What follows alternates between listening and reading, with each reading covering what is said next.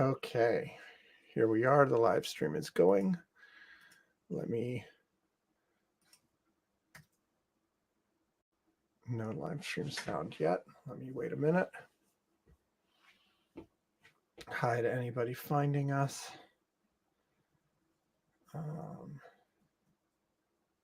Isn't there yet?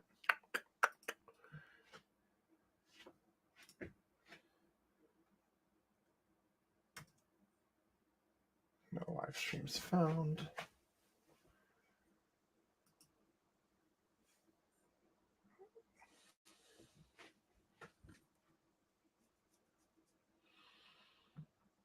We're just waiting for the thing.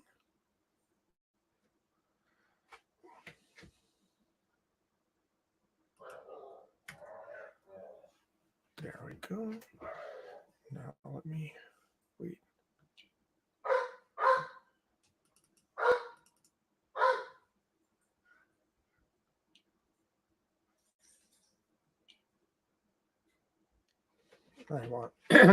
I'm waiting for the toot to show up, and then I'll start proper. There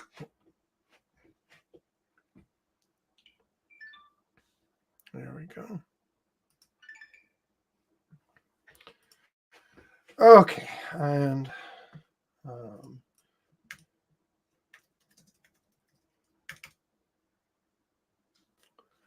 to put this up here.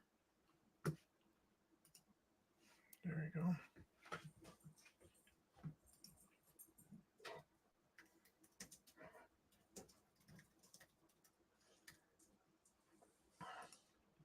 Okay, here we go, folks.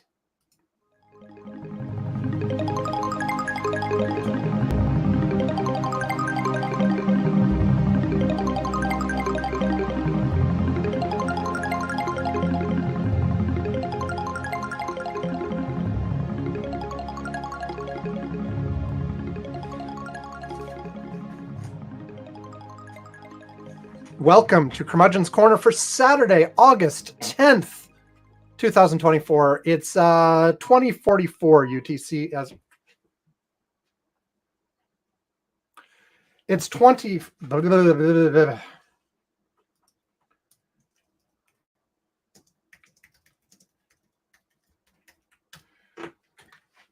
See, we're live streaming now. So if anybody was watching live, anyway.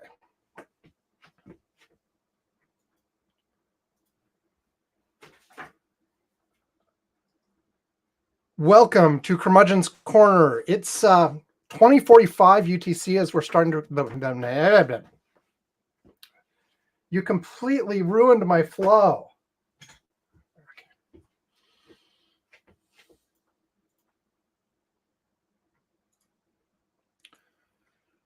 Welcome to Curmudgeon's Corner for Saturday, August 10th, 2024. It is 2045 UTC as we're starting to record. I am Sam Minter. Yvonne Bowe is not here today, and I had no volunteers to do it with me, so you got one of these solo shows. We had Ed last week.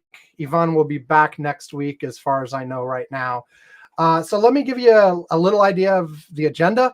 I'm going to start out with a but first. I have a movie. I'll talk about a movie. And then I think I'm going to break it into 3 segments. And first is going to be Harrison Waltz.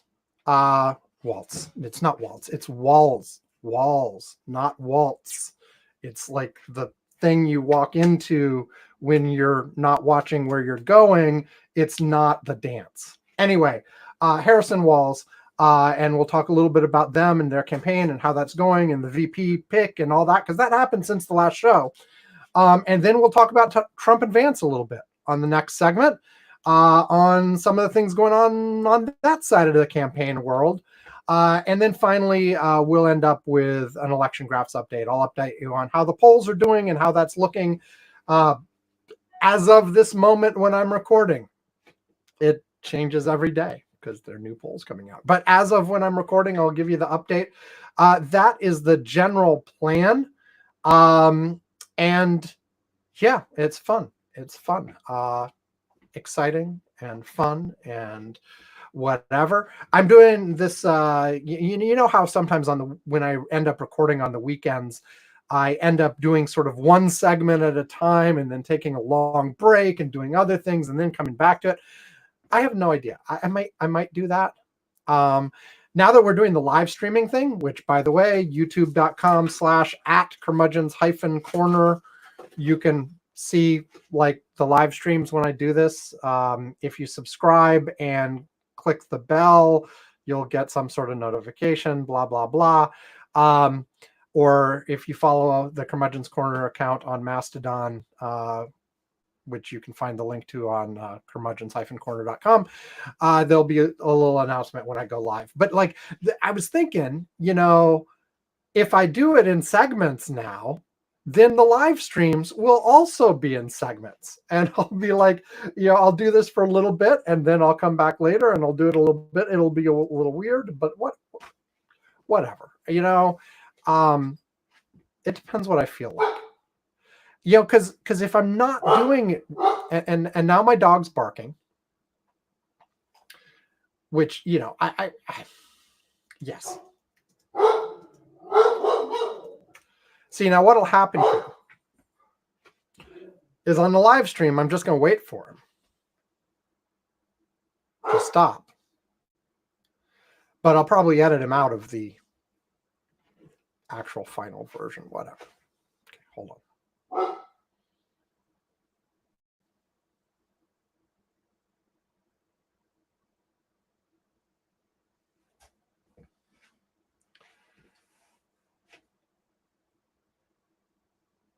So anyway, that's the plan.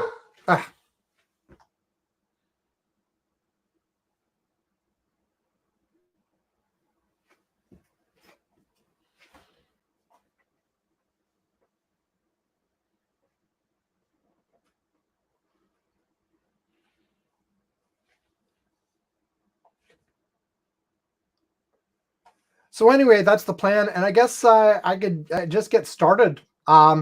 The movie this time around is one I watched in February. We're that far behind at the moment, and it's The Last Temptation of Christ from 1988. And I can tell you, let's start out. I'm giving it a thumb sideways, because really, first of all, it's long. It's 163 minutes. I felt like it really, really didn't need to be that long. And I'm going to say roughly the first half, but it may have even been more than the first half. I was dragging through it. I was not impressed at all. It was just sort of, it felt like, you were going, for anybody who doesn't know, this is a religious drama. Obviously, you could probably tell by the name. Back in the 80s, it was a major, there was a major controversy around it and it being sacrilegious and blah, blah, blah. And, whatever. It has William Dafoe plays Jesus, I guess. And there are a few other people in it. And the thing is, like, the first part of the movie, and like I said, it may have been the first 3/4 of the movie, I don't know, basically does the standard retelling of the Gospels. There are a few things, because it's fictionalized, obviously. Well, I mean, the whole thing's fiction. But anyway, my personal opinion on religion, but whatever. It's the standard story. With a few little things here and there to sort of humanize Jesus a little bit and make him like not seem like completely like a superhuman divine creature that's perfect or whatever. So there were a few elements to humanize him, and that was fine. Dude, stop. I am recording.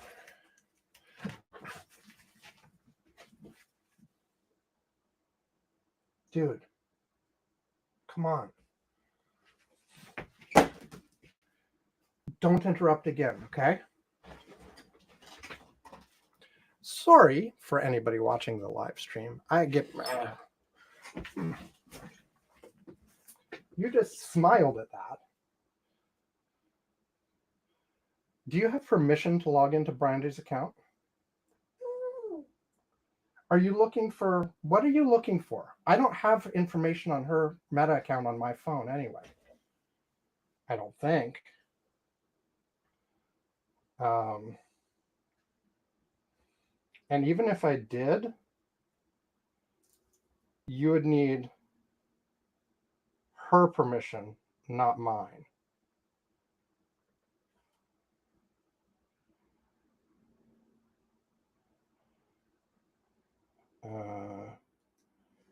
Nope, I do not have her. I'm just checking all the places where I would have that information, and I don't have it anyway. Nope.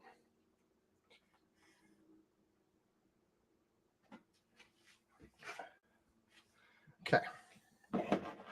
So now that she's alive again, are they going to get back? Interruption.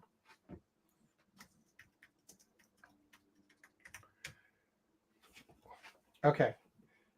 You need to not interrupt again until I'm done. Do you understand? Because even now, I don't know what I was talking about and where I was. Blah, blah, blah. See, this is stuff that'll be on the live stream, but not in the published version. Because I'll have to figure out how to stitch these together.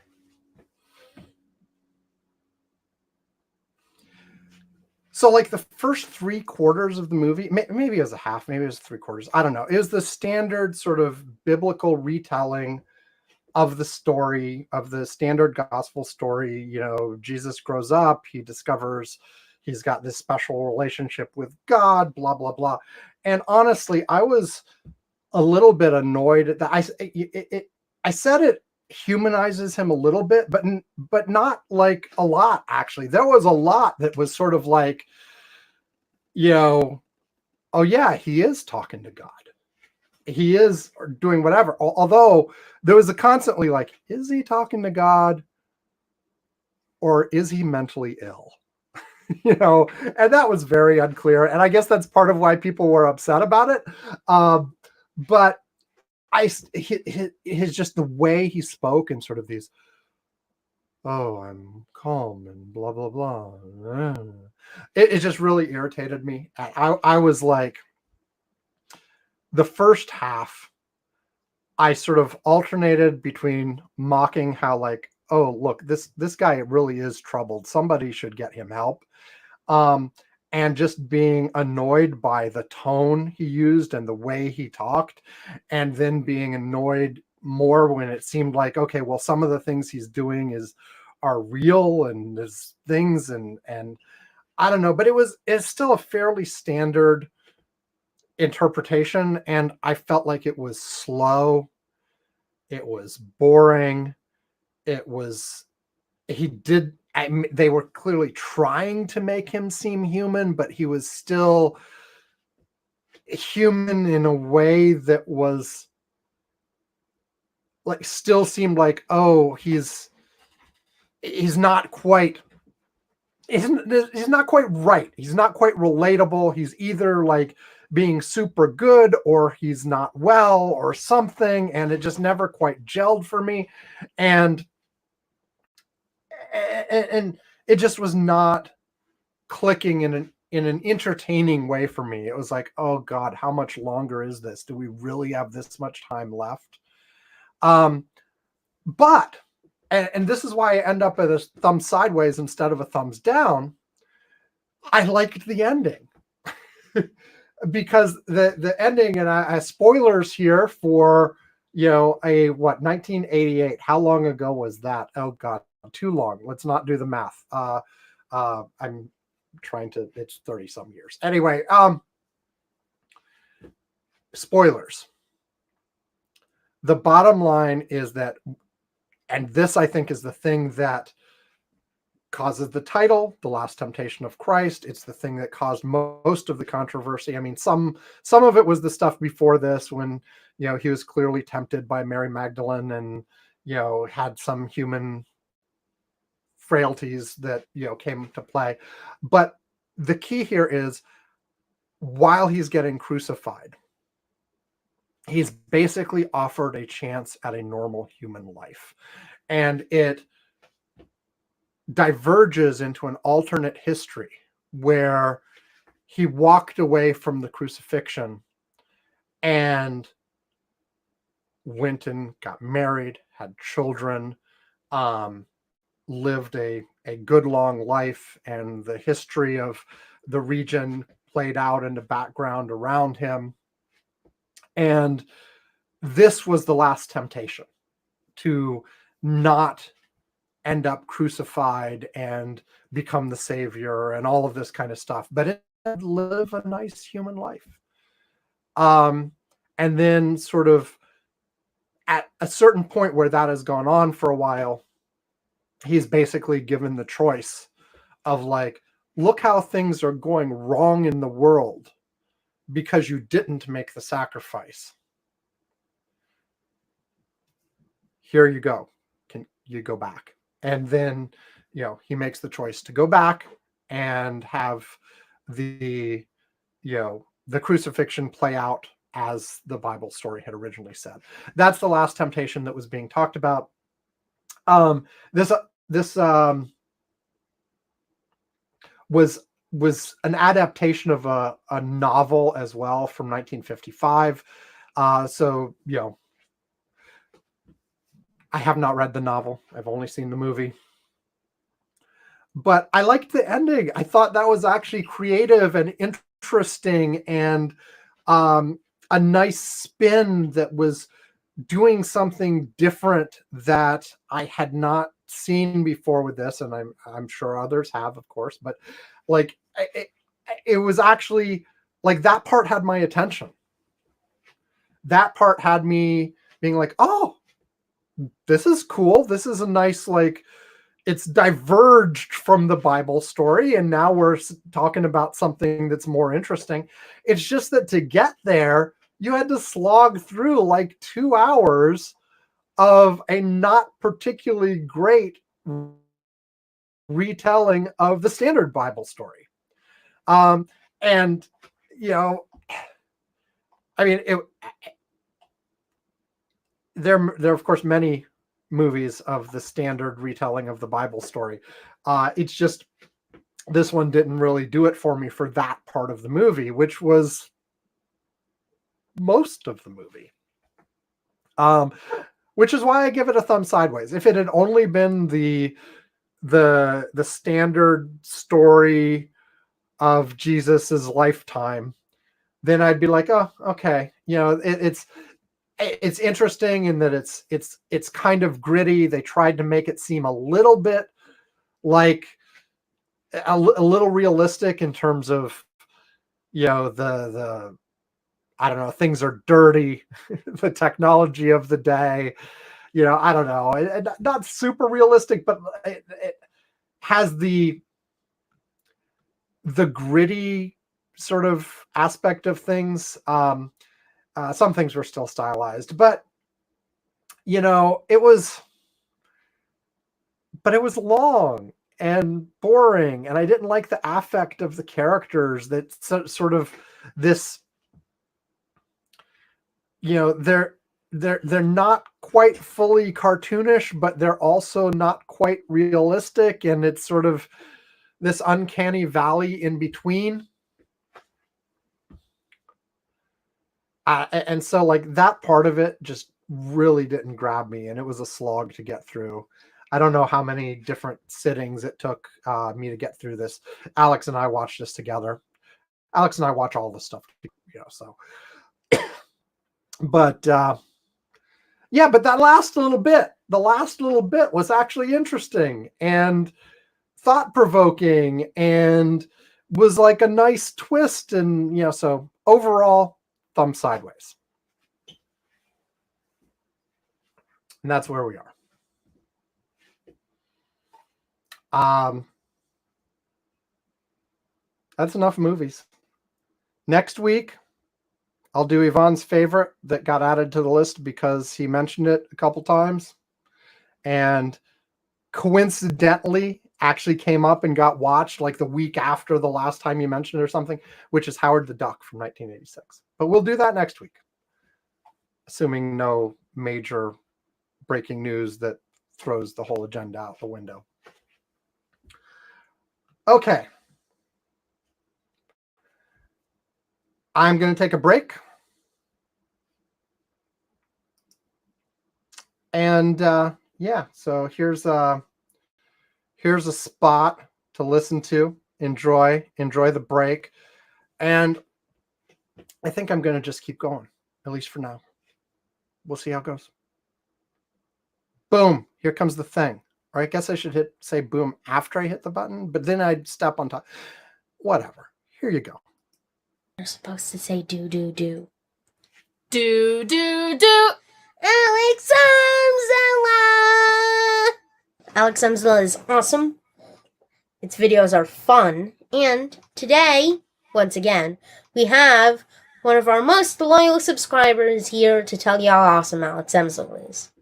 I'd say on a rate from 1 to 10, Alex Amzela is awesome at, I don't know, 37, 82. He's pretty radical. His videos are phenomenal. They're full of creativity. And they're so funny and exciting to watch. Wow, what happened to your voice then, Amy? Was that Dad pretending to be you because the audio was distorted when it really wasn't because I told him to? Yes! Good job on remembering, Dad. Do, do, do! Okay, we are back. And so this is now the Harrison Walls part of the show. You know, that kind of sounds like one name. Harrison Walls. Like Harrison Ford, except it's Harrison Walls. But no, it's Harris and Walls. So we'll start with Harris picking Walls. Look, we talked last week with Ed. Ed had talked a little bit about Walls, pointed out some policy choices he'd made. But, you know, a lot of the speculation was still on Shapiro. And apparently it really did come down. The last two real candidates were Shapiro and Walls. They did a final set of interviews with Kelly as well the last weekend, but apparently he was in the number 3 slot anyway. The question was how number 1 and number 2 were going to go. And Walls had been seeing, and we already talked about this a little bit last week, had been seeing an uptick in the excitement about Walls. Or I should say, not an excitement. There had been like a lot of people pushing for Walls. And there'd been a lot of additional buzz about him. And people vocally like going on TV and such and saying, we want to do Walls. Walls is the right guy. You should go with Walls. And meanwhile, there was a bit of a campaign against Shapiro. There were a number of people, especially from the left and especially from folks where the main issue was Gaza, expressing all sorts of concern about Shapiro. They were bringing up his history with a sexual harassment suit. They were bringing up just how vocal he'd been in supporting Israel since October 7th. And generally saying, you know, you should go someone else, please. And after the choice, there's also been reports that the Trump campaign was actually leaning into this and doing sort of a whisper campaign against Shapiro because they really didn't want Shapiro because he would bring Pennsylvania and blah, blah, blah. But apparently from the reporting on this, and I forget which outlet had sort of, there's a detailed, here's how it went down sort of narrative of the last weekend and Harris's choice. But the leaks that came out of that said, you know, yeah, all of those things are potentially, you know, yeah, we didn't want to sort of intentionally poke people on the Gaza issue. Like if you look substantively, I still said it wrong. If you look across the positions of like the actual policy positions against Israel of all of these candidates, they're actually pretty similar. The difference was how Shapiro went around saying it. And of course, a lot of, maybe there's some anti-Semitism in the mix as well, but because of course Shapiro is Jewish. But the Harris people said, it was a factor, but it wasn't a big factor. In the end, what it came down to is those final interviews with Harris. And basically, Shapiro came in asking all sorts of detailed questions about what his exact role would be as vice president. What decisions would he get to be a part of? What would his areas of responsibility be? And basically asking, trying to negotiate what the job would be to make it right for him in terms of what he wanted, his future political aspirations, all kinds of things. But in the final interview with Walz basically just kept saying, how can I help? You tell me. I'll help however I can in whatever way you want me to. Tell me what you need. And when asked if he had any ambitions to run for president himself, he was like, no. Now, who knows what that would look like if she wins and someday, 8 years down the line, whatever, he may change his mind. But right now he was like, no, no.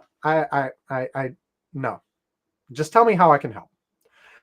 And that plus, apparently, Harris knew Shapiro for years and years and years and years. Personally, she didn't have that kind of long-term relationship with Walz, but apparently they hit it off immediately. They got along well. They were able to laugh together, and there was just, the vibe check passed, right? And also there's his sort of history and the things that have come up about sort of his background since then. I mean, obviously people knew this beforehand, but I'll be honest, I had not spent the time to look deeply into Walz until after he was picked. Because until the last maybe 72 hours before, he seemed like he was probably an also-ran. And then in the last week, he started to get some buzz. And in the last 72 hours, it started to look like, oh yeah, he's definitely a contender here. But, we've got this whole, he's not from Pennsylvania. He's not from one of the key swing states. Minnesota was more blue than those. But he was from the Midwest. He's sort of homey. He served in the National Guard for a long time. He was a freaking teacher. He was a football coach. He's got a cute little family. He's got a wicked sense of humor. He came up with that whole weirdo attack on the Republicans, which has been working incredibly well the last couple weeks. Actually, he didn't say weirdo. They've started to say weird. Some other people have started to say weirdo. He just said they were weird. But all of that, and he was doing lots of interviews where he was quick on his feet. Even right on the eve of Harris's decision, he was on that White Dudes for Harris call and made some really pointed statements that got a lot of good attention about, he just wanted to see Donald Trump's face when he realized that a black woman had kicked his ass, things like that. So yeah.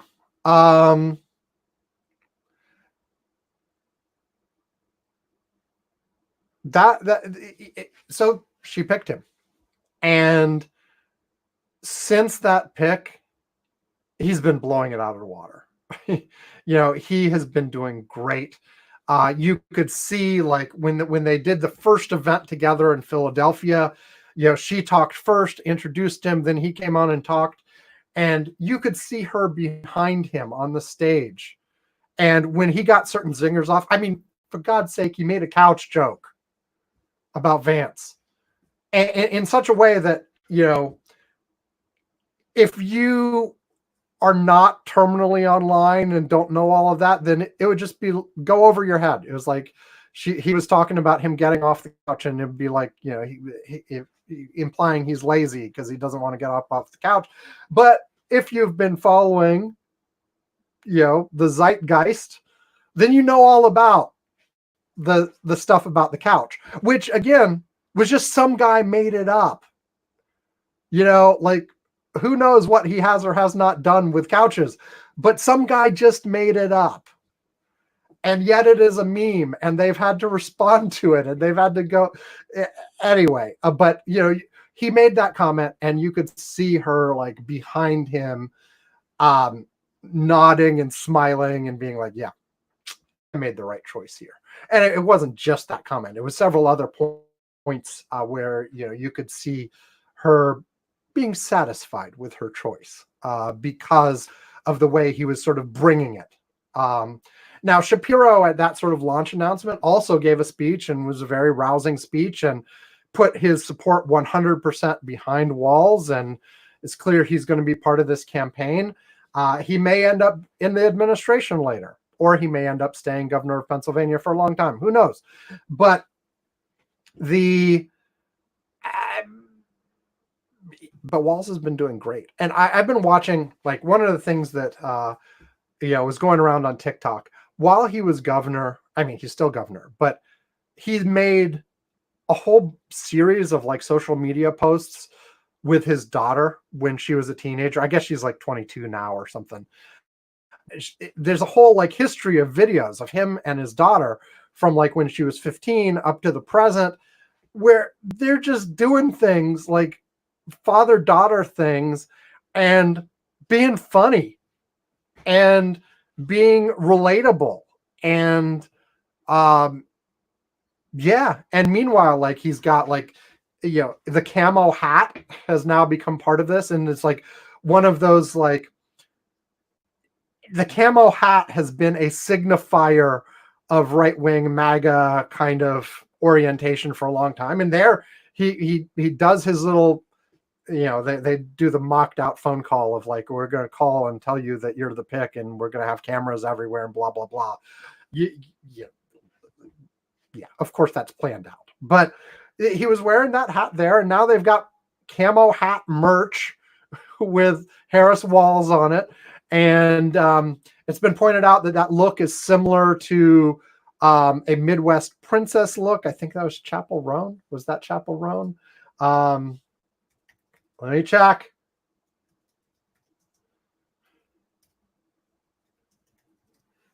Yes, it was Chapel Roan. See, I'm not up on all this stuff myself. I mean, I have heard some of her songs, but anyway, it was Chapel Roan had a Midwest princess hat that's the same sort of camo pattern and the same color lettering. So they're tying into that zeitgeist as well. But like all these videos of him and his daughter are like funny. They're relatable. They're, he's human. And, there are all these people talking about his sort of dad energy because, there are jokes online about like, Tim Walz is the kind of guy who would tell you to make sure you wear your sweater when you go outside, things like this. And I think they're a good pair. I think it was the right pick. I'd been predicting probably Shapiro just based on Pennsylvania. But here's the thing. I think maybe Shapiro could have sort of pulled Pennsylvania over the line and made sure Pennsylvania was was solid, maybe, because he was really popular in Pennsylvania. But I feel like he might have lost voters elsewhere. Meanwhile, I feel like, and we'll see if this gets backed up by any polling or anything else. Usually VPs don't matter. but I feel like he's got the right kind of Midwestern every guy persona that could help in a whole bunch of states. And even aside from sort of like, does the vice president make a difference because they're the vice presidential candidate? He's a really great campaigner. Like watching their speeches, Harris's speeches and Walz's speeches, Walz does really well. He has like the crowd eating out of his hand all the time. And like, look, they're excited for Harris too. I'm not going to take any of that away from Harris. Harris is like the focal point of all of the excitement. But Walz does not bring that down. He pushes it up and emphasizes it, but in different areas. Like they're complementary. And I'm sure she also feels like he would be a good person to govern with for 4 to 8 years. You know, and so I think he was a good choice. Also, he's known as a progressive. He made a lot of the progressives in the Democratic coalition happy with the choice. Because they're like, look at all of these things he's done in Minnesota. When he was in Congress, he was more centrist, but once he was the governor in a state that gained a trifecta of Democrats, he pushed through a bunch of stuff.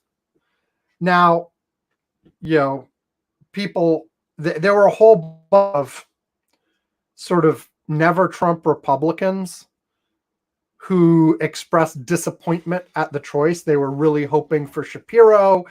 Shapiro's more centrist, and you know, this guy is a progressive. He's more radical. He's going to scare away sort of the people in the center.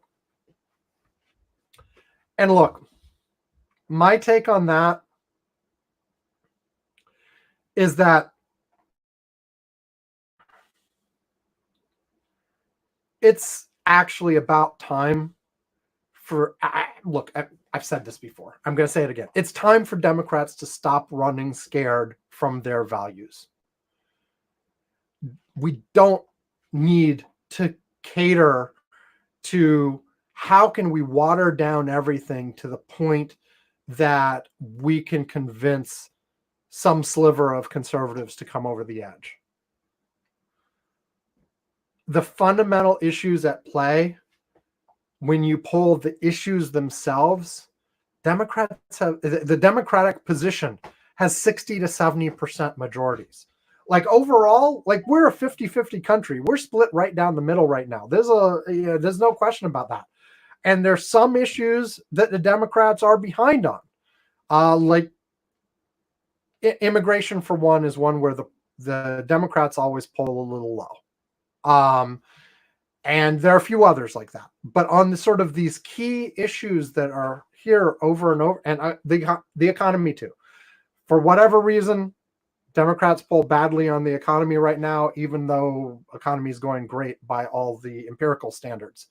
But people don't feel like that.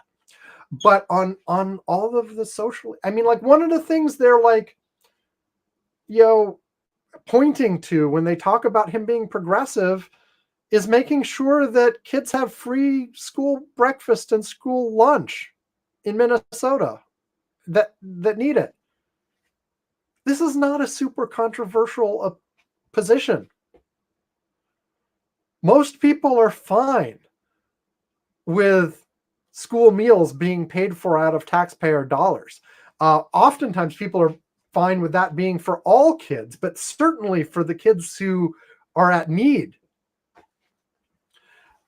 He's also gotten criticism for making sure there was funding to put like feminine hygiene products in the bathrooms in elementary schools. Like, fourth grade, it was one of being controversial. And, on the one hand, people are like, well, that's too early, blah, blah, blah. Well, kids mature at different ages. Better to have the stuff than not have it. Also, people were concerned about, are you putting these things in the boys' room? And it's unclear to me whether they actually were. I think the law just didn't prohibit it. And in which case, like, okay, fine. Like, I know there's this whole trans panic thing going on right now, but like, if they're, why not? How does it hurt anything? Like, you put it in an accessible place where kids who potentially need it have access. And if kids who don't need it have access, who cares? So anyway, and this is another thing where, all of these sorts of issues, like, Democrats need to just not hide from these things and be proud of their positions and say, yes, this is the morally right thing to do. If you disagree, you're the weirdo, which is what he's been doing. And I think that going with him actually makes that stronger. Now, again, I was saying for a while, like, hey, we'll go with AOC. That would really push that like question to the forefront. This isn't going that far. And obviously AOC would have all kinds of other issues. But I think this goes like the right way in that direction. On the one hand, he has got a history of pushing those sorts of agendas. On the other hand, his persona is all sort of Midwestern every guy. The camo hats, apparently he was winning congressional shooting competitions, so he's a gun owner, he's a hunter, he's a, so you sort of balance off that with, oh yeah, but also look, he's not some crazy liberal that wants to take away all your guns. He's a hunter, but at the same time, he's for reasonable restrictions on guns to make sure, as much as possible, you're giving them, you have to show some level of responsibility and that you're not dangerous to have one, etc. And that maybe you don't need the super powerful guns capable of like killing many, many people quickly, and so it's sort of, you have those things bouncing off of each other. Anyway, I think it was a great choice. And the more I see of him, the more I like him. And the more I see them together, the more I can see him and Harris working great together. So the folks who were pushing Waltz, thank you. Like, I didn't know about this guy, but I think he's great. His personality is great. His personality works well with her. And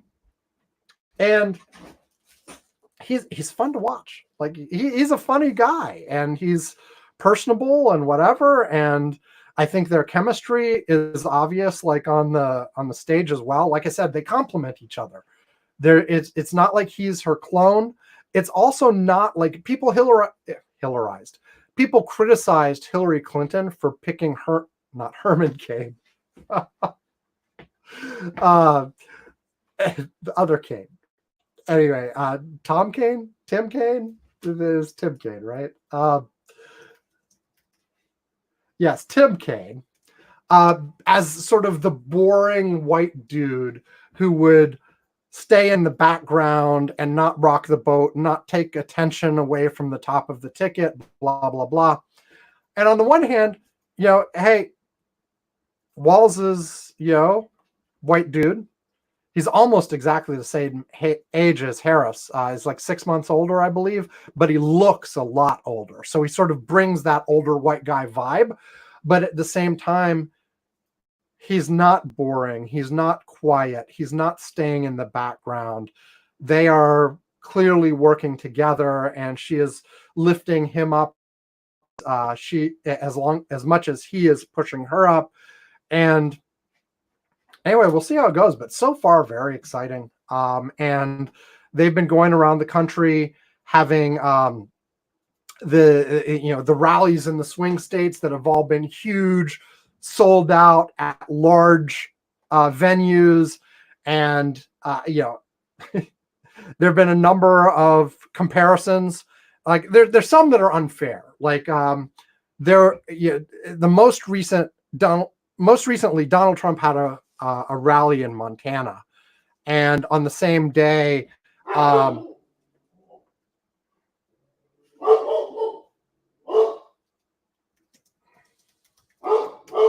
waiting for the dog.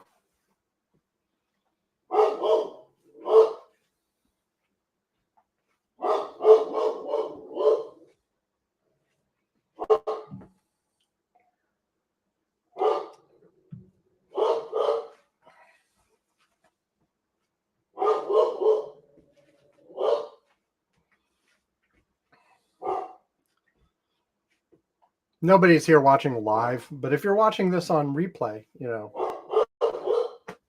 exciting, huh? This won't be in the audio version.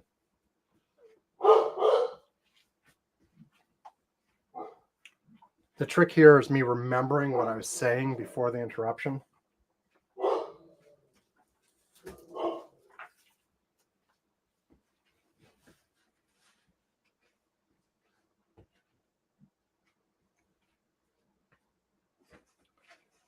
Okay.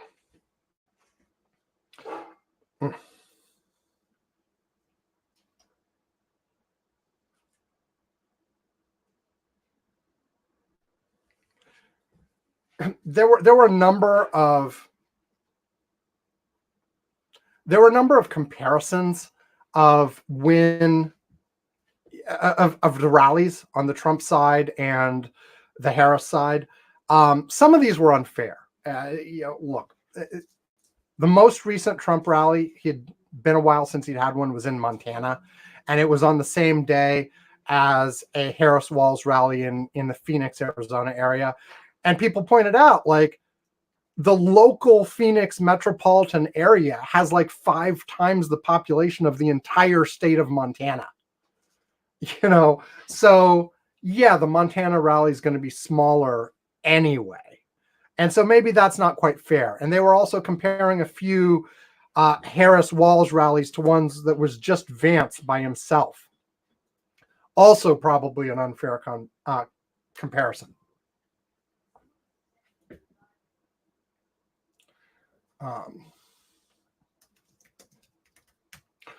But there have been comparisons where they were at the exact same venue.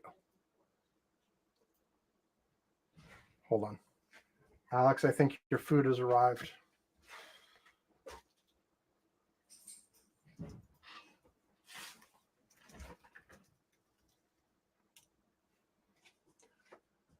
But there have been comparisons that were at the exact same venue. The one in Georgia, in Atlanta, is an example, where the Harris Walz rally absolutely packed the stadium they were in. And they showed a comparison, one with Trump from a little earlier. I don't know how old it was, but not like super, super old, but not like the previous day either. Where Trump had a lot fewer people in there, whole sections empty. And also, for that matter, just the energy, like even of the people who were there, the Harris Walz rally was pumped. Everyone was excited. Everyone was chanting. There were people waving signs excitedly. There was lots and lots of energy. Whereas watching the Trump one, people were just sort of sitting there, oftentimes looking bored.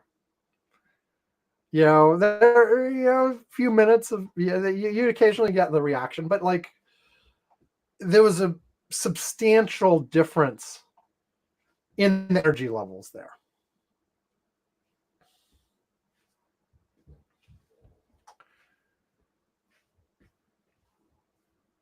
Anyway, the other thing on the why not yours? You do not have permission. Give it back. Give me my phone. You cannot just come and take my phone. Give me my phone.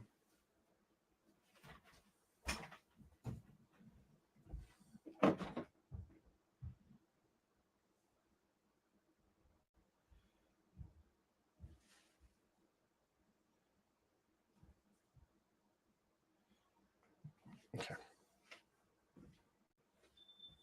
Oh, God, what was I talking about?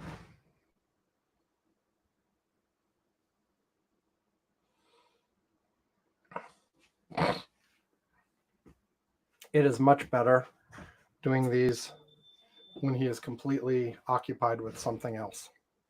Because I get distracted. I mean, like, he's not.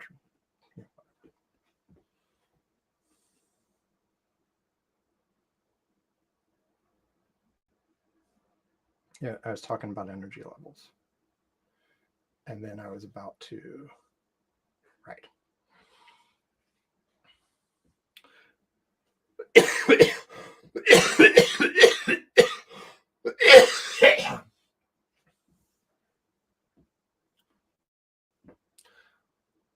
Okay, the other thing I wanted to talk about before leaving Harris Walls and taking the next break, etc., is the whole complete collapse of Michelle Obama's "when they go low, we go high." And what's my ultimate take on that is that didn't work. I loved the idea of it at the time. That was back in 2016. I loved the idea of it at the time, but it did not work. So people are talking about, like, I mentioned the couch joke. People are also talking about the weird thing. Kathy on our Curmudgeon's Corner Slack this week was saying, you know, they got to cut it out with the weird thing. It was funny the first couple times, but now as they're repeating it, it's getting grating. And look, I'm going to look up what I said. Hold on.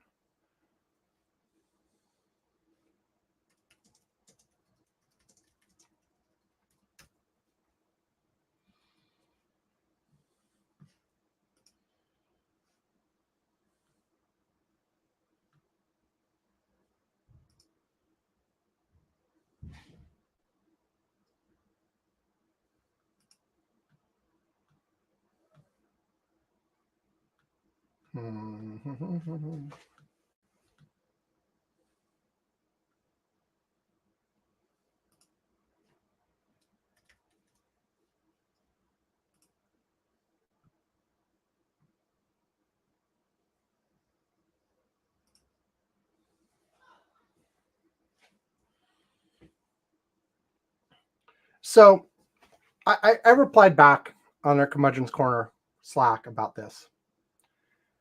Well, let me read you all the comments. Like Kathy said, they need to stop with the Trump Vance weird references. It was funny and good when it popped out of his mouth the first time. And I get that it probably drives Trump crazy. But now they've run with it and they are both saying it at rallies, etc. I feel like it's sinking to Trump's level of name calling, and I don't think it's a good look for them. They need to show they are above all that. And look, and then Bob jumps in. I feel like it connects to people in a way that calling them fascists or dangerous to democracy didn't, or dangerous to democracy didn't. And here's the fundamental.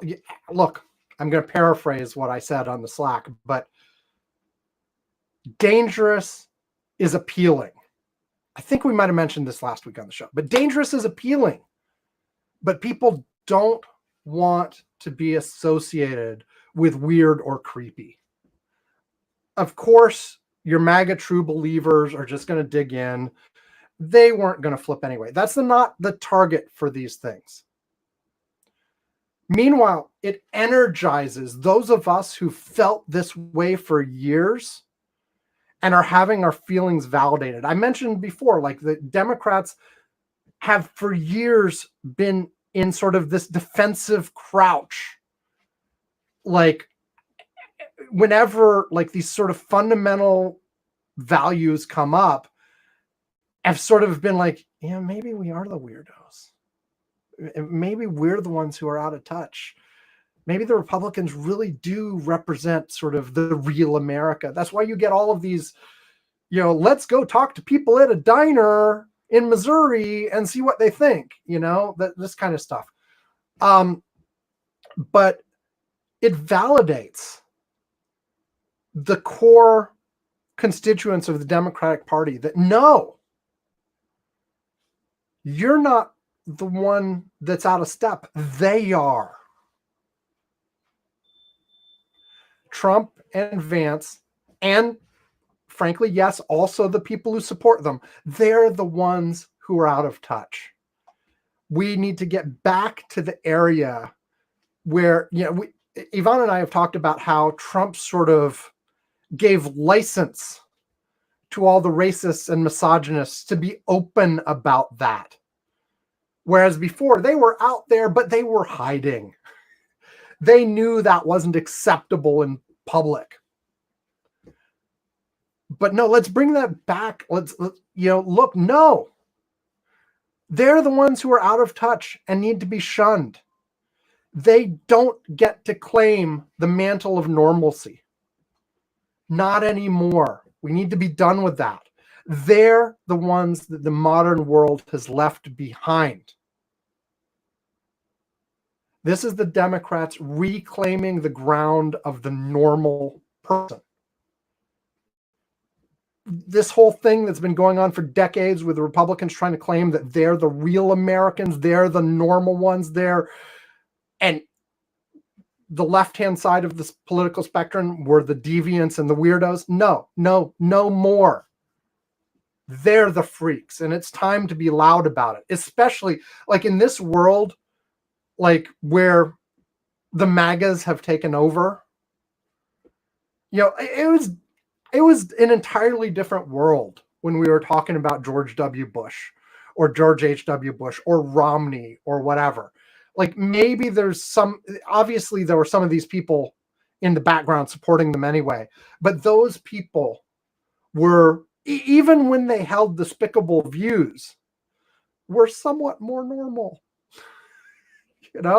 and like a lot of the discussion was around sort of,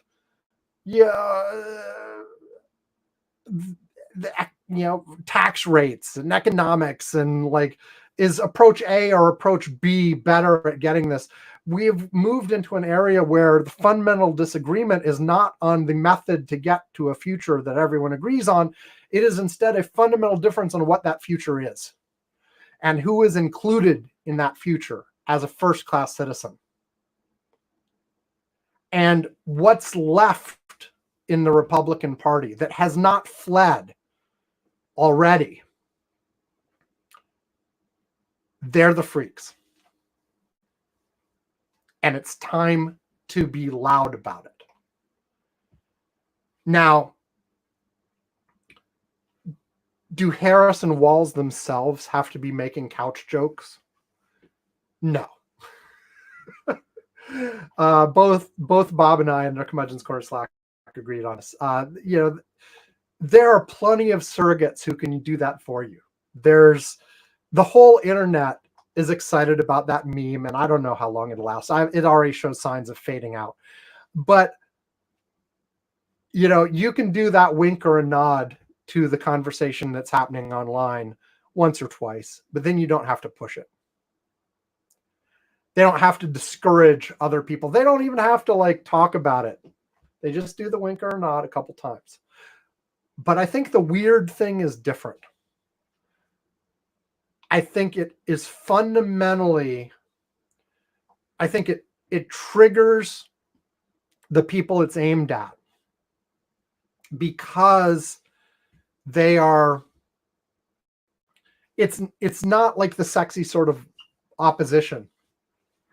It's not the, oh my God, you're dangerous and we're afraid of you. Because that's positive. People get excited about that. They like being dangerous. They like that Trump and Vance and everybody else sort of trigger folks on the left. This flips that whole narrative and says, no, yes, you are dangerous. We're not going to say you're not. But fundamentally, your positions are outside of the mainstream.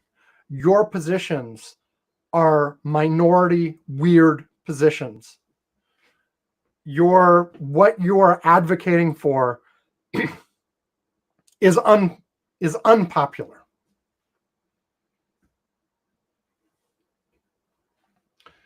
And deserves to go into the dustbin of history.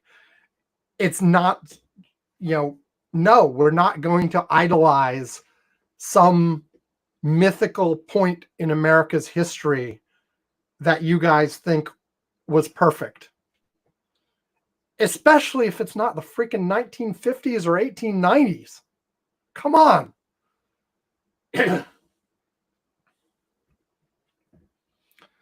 Anyway, they can evolve the weird thing. They can use other terms. I'm okay with sometimes calling them freaks.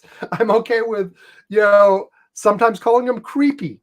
There are other words you can use, but I like the basic theme of pounding over and over and over. No, they are not the normal ones. Their positions are not the default. Ours are. They're the ones who are out of step for wanting to ban books, for wanting to keep women from getting abortions, from wanting to, stop no-fault divorce, for fuck's sake. They're folks on the right who are talking about getting rid of contraception. Now, some of these are clear minority positions that they wouldn't get through, but they get the time of day in that discussion. No. All of those things should just be immediately tossed out as no. 80% of the population thinks that's stupid. 70, 80%, depending on the issue, whatever. No, you're just dumb. You're dumb and you're out of step and you're pushing for something that is unpopular and considered an oddball freak position by the majority of the country. So don't give up weird. Okay. We're going to take a break. When we come back, it'll be time for Trump and Vance. So let's see. What's our next break? So when I roll numbers for this, the next one should actually be an Apple Dream, but I've decided I'll save that for when I have a co-host who can react to an Apple Dream. So the next one is this instead. And I guess I'll keep going. I might as well finish the sucker up instead of splitting it up over multiple days. You know what I mean? Anyway, here you go. What? No, that was bad. Oh, no, that was bad. No, I don't like that either. Once upon a rainbow, you were on the floor, eating the bugs that you found upon my face. No, that's what? Bye. Okay, I'm back. So next up, the Trump and Vance. I should learn to talk, right? Next up, the Trump and Vance part of things. And yeah, I know, look, aside from the movie, this show is all politics this time. That's what I gravitate towards. If I don't have Yvonne with me, Yvonne might be like, hey, let's go talk about the economy for a minute. There were job numbers and all that. Of course, even that would probably be spun based on the possible impact to the election and stuff. But, look, we are, how many days is it now? I just closed the window that would tell me. I was stupid, that way.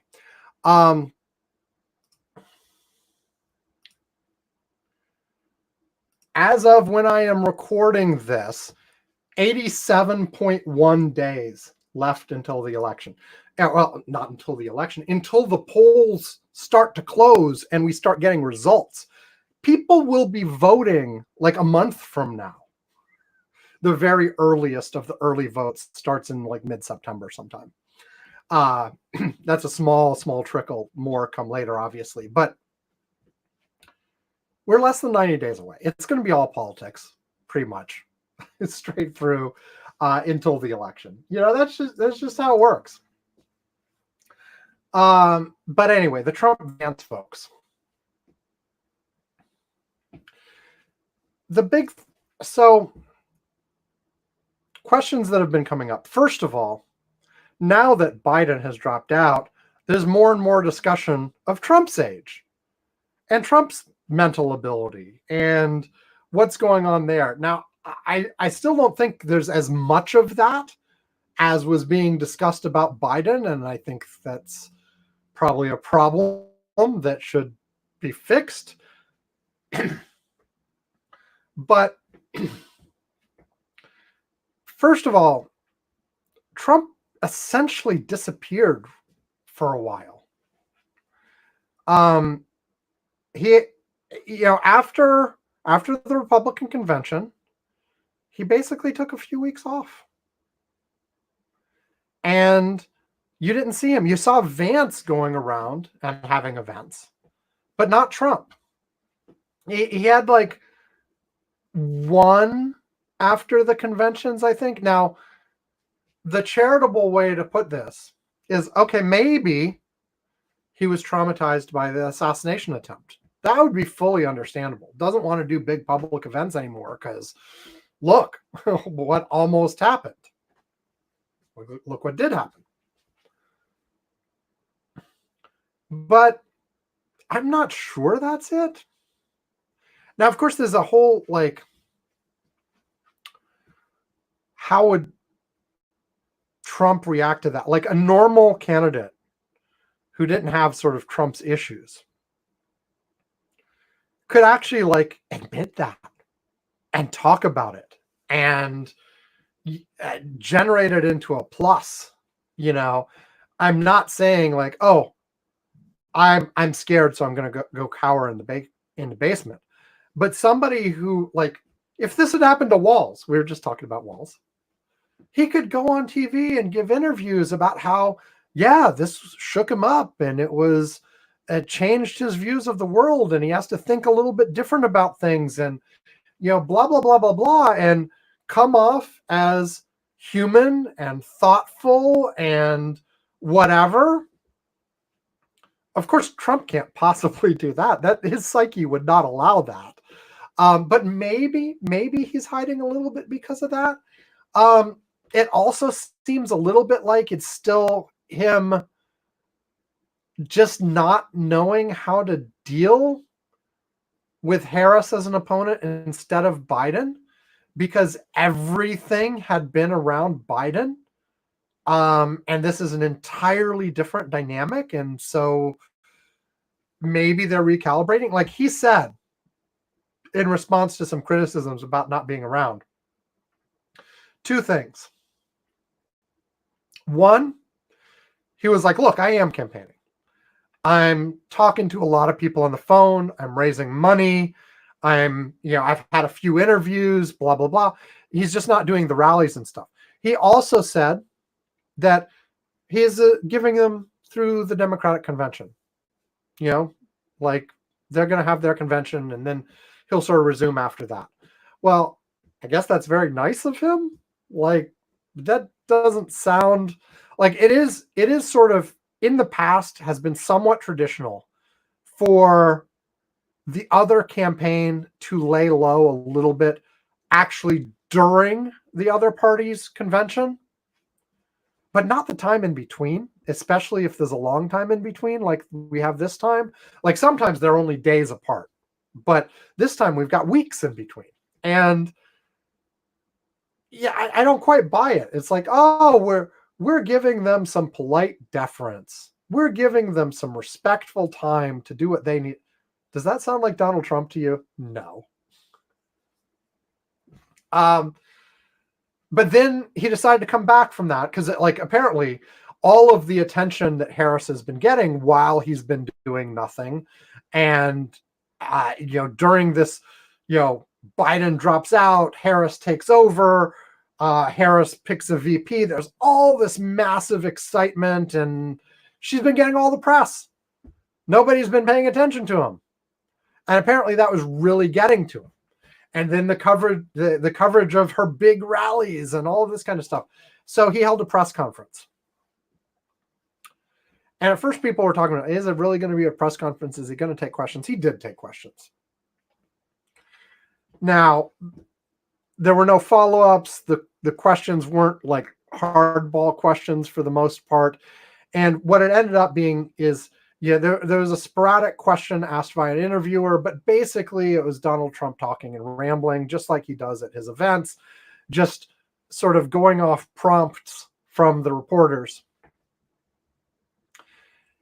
And the overall consensus of people watching it, even from his own supporters, was that it was bad. And I guess this adds to the one other event he did. It was, of course, that conversation with whatever it's called, the Black Journalists Association, that went badly the week before. But this press conference was just rambling and incoherent, full of lies as usual. He told a story about being in a helicopter accident that apparently never really happened. Or I should say, people have dug into this a little bit. It appears to have conflated several different events that did happen. Like he was in a helicopter in the 90s that did have to come down quickly because of some sort of problem. But he may also have been mixing that up with a helicopter ride while he was president that was to view like wildfire damage in California. And the people that he was saying were in the helicopter with him were not the people that were in either of those two helicopters. And he had stated that Willie Brown was in the helicopter, who famously was in a relationship with Kamala Harris decades ago, and that he had said all kinds of bad things about Kamala Harris. But he was not in that helicopter at all. He never has been in a helicopter ride with Donald Trump. People speculated that he was talking about a helicopter ride with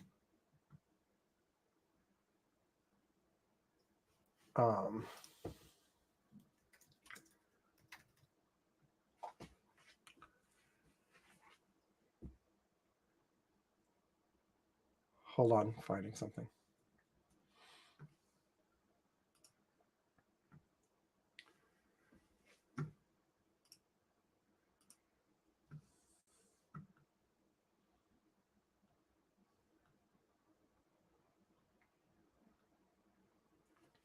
With Jerry Brown, who was the governor of California at the time and was on that helicopter where they were looking at wildfires.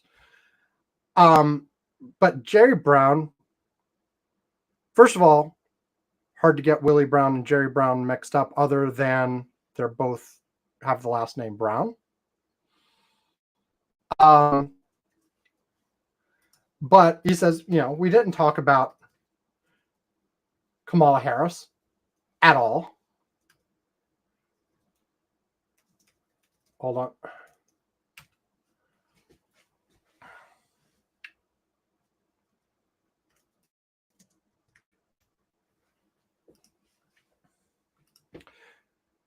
So Jerry Brown's like, we didn't talk about Kamala Harris at all.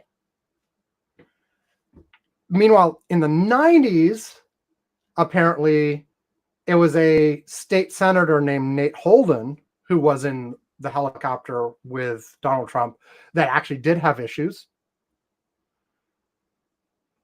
another black guy like Willie Brown, but very different, very different role, very different time frame. They have different builds, but whatever. Donald Trump could get them mixed up. And he also says, they didn't.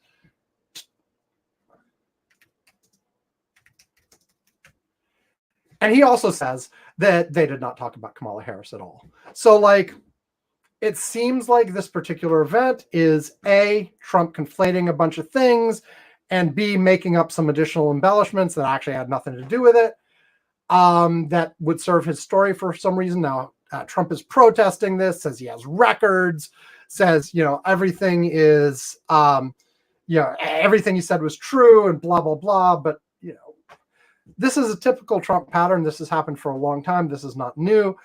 But the degree to which he dissembles and rambles and talks about things that bear no resemblance to the issue at hand is increasing. There was another example of a question that was asked about whether he would support banning the mail order abortion drugs or just abortion drugs in general for the, at a national level, having FDA take action. And he went on for several minutes about stuff, but never coming anywhere near that question. Now, politicians often don't answer the question and talk about what they want to talk about, but it didn't feel quite like that. It felt more just disconnected. And look, there's been more and more of that.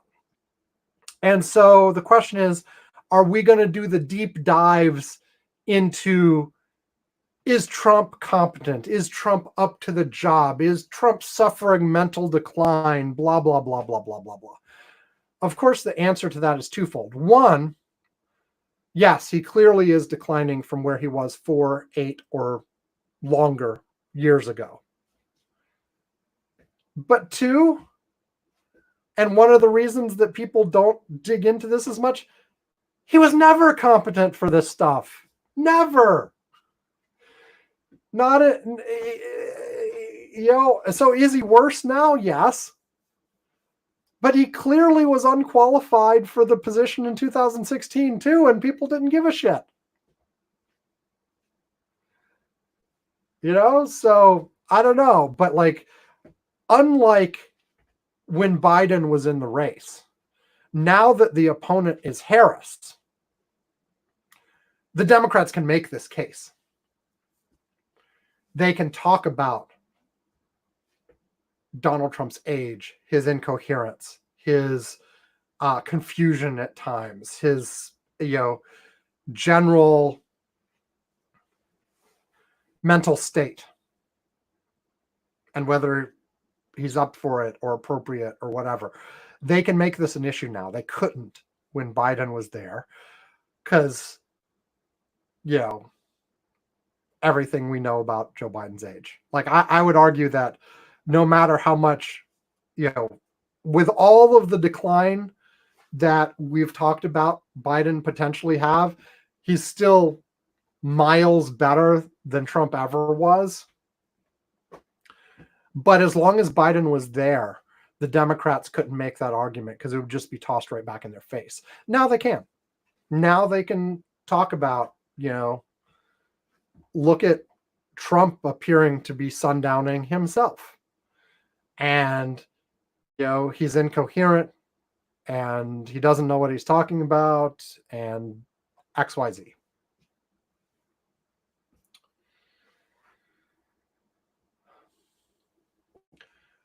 One aspect of this is going back to the absence from the campaign trail, and Trump apparently signaled he's still going to be absent for a while yet, until after the Democratic convention. He's not going to be doing much. Something here, something there, but not going at a pace. And people have talked about this also is part of, he was in the mindset, he's got this on the bag, that no one's going to vote for Joe Biden. And he can basically do a low-key campaign, mostly from Mar-a-Lago, do a couple events every once in a while, do some interviews, but basically, be out golfing several days a week, be hanging out at Mar-a-Lago, and cruise to a win. That is no longer true, and he's having a hard time adapting to the change in situation. And some of the things he says even seem like, while on the one hand he's denying that that's the situation, he says he's surging in the polls, he's not. All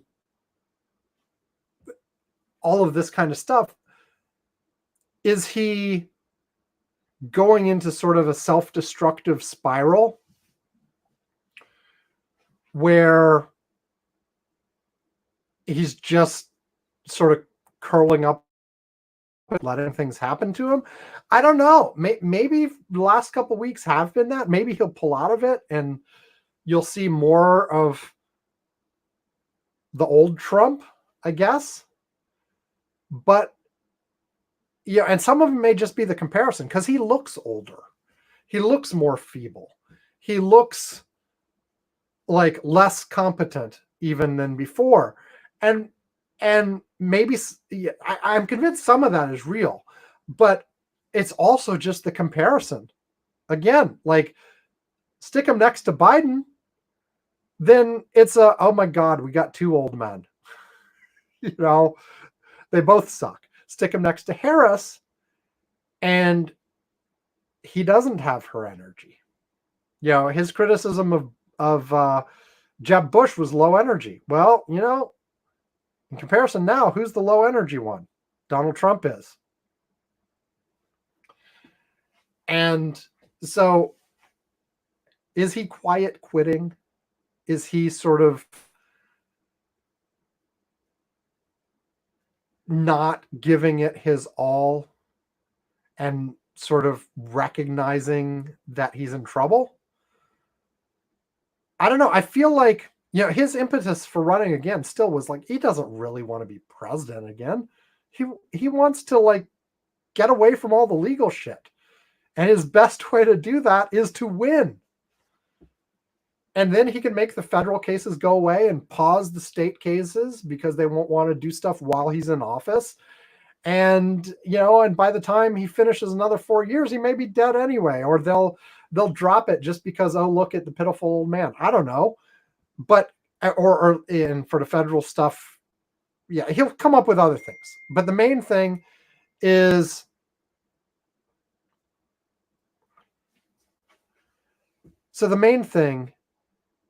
hold on.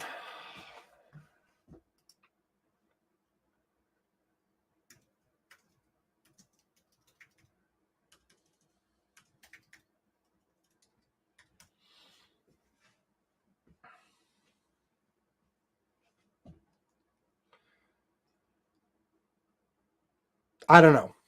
But he, at the moment, is clearly struggling.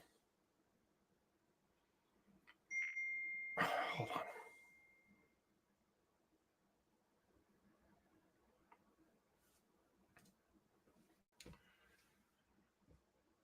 But at the moment, he's clearly struggling with what to do, or at least, I don't know if he's got some sort of internal mental struggle of what to do. That's not necessarily what I'm saying. He's just not doing well. He is not responding well to the challenge of Harris taking over from Biden. And he seems to be spiraling a bit and doing things in desperation. And when he does do things, his level of incompetence and is shining through in a way that hopefully will get more attention than it has the last few years. I don't know. Again, it changes everything when you take away the Biden comparison. Meanwhile, Vance has continued to be underwhelming. He's continued to be more the butt of jokes than an actual lift for the Donald Trump campaign. We may be past the worst of that. It seemed like there were a couple weeks where the hits just came on coming for Vance. It seems to have slowed down a little bit, but he's still clearly unpopular. He's not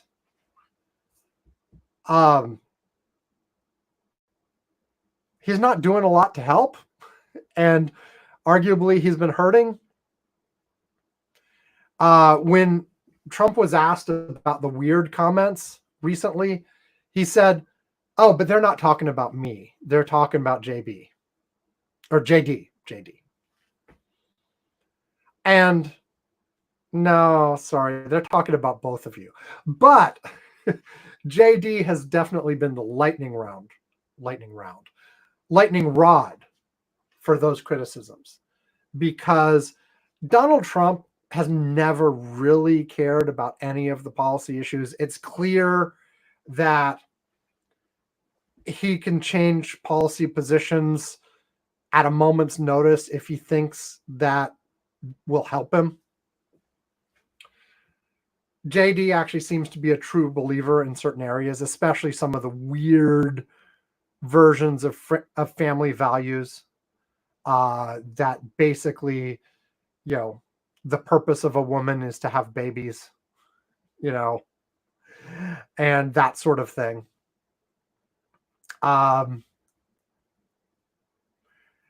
So yeah, Vance has not helped in terms of this kind of stuff. But, Trump clearly is struggling to figure out what to do. And again, I don't mean to imply some sort of mental battle within Trump's head. I don't know if he's that self-reflective to be able to do that. But he's struggling to actually be effective in this situation. And I don't know. I think it's too early to say that this will continue through to November. There are plenty of ways that Trump could sort of pick things up and reverse the trend and get back on his game. But it hasn't happened so far. And meanwhile, the Harris campaign has been running on all cylinders. So we'll see. Now that seems like a good time to take another pause and come back with a little bit about the election graphs analysis and what the polls are looking at. Like, I've been going a while. What can I say? And what the polls have been looking like lately. And we'll talk about that and then wrap up the show. So continuing to go right through, and this was a random pick, but it's apropos. Here's the election graphs break, and then we'll be back and talk about election graphs and the polls and all of that kind of stuff. Do you want to understand what is really going on with the presidential election cycle? Then go to electiongraphs.com right away. There you'll find charts and graphs covering the nomination processes in both parties and the general election race for electoral college votes. For the delegate races, we track not just delegate totals, but also the ever-important analysis of how each candidate has to do with the remaining delegates in order to actually win. For the Electoral College, we track state-by-state poll averages to categorize which states are actually in play and which are not, in order to show you the range of likely electoral results and how that changes over time. Sure, you can get some of this stuff elsewhere, but not in exactly the same way, and not from me, Sam, your prime curmudgeon. I think my election trackers are better than the rest, so come look at mine. electiongraphs.com.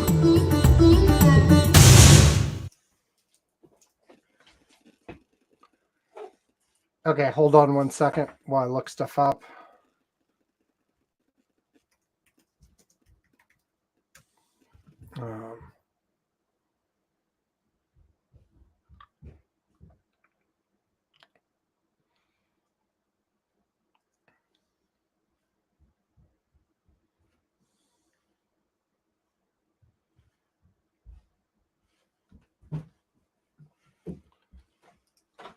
I'm still recording. Shush.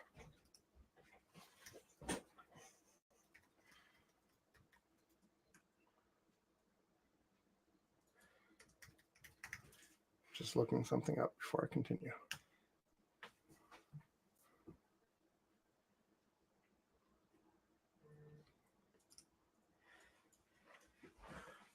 Okay.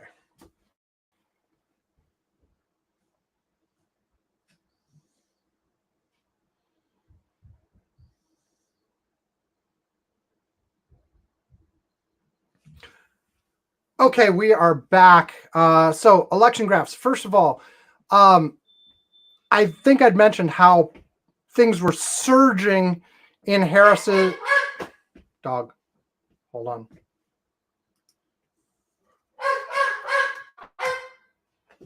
And now we wait for the dog again.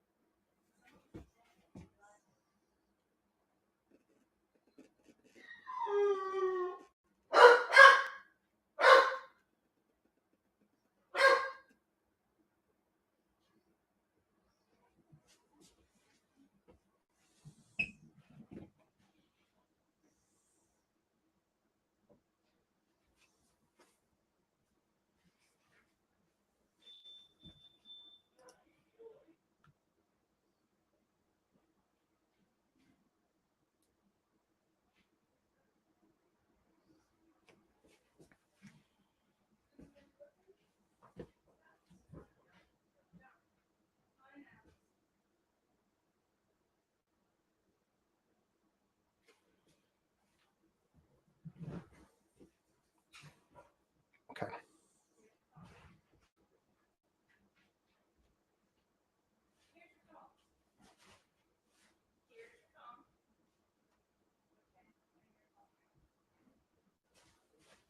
They're still making noise downstairs. Pause for a second more.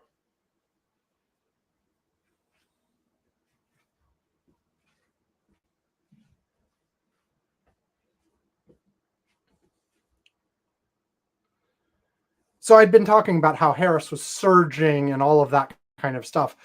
Now, and on August 1st, for the first time, Harris took a narrow lead on my election graphs averages in the tipping point metric.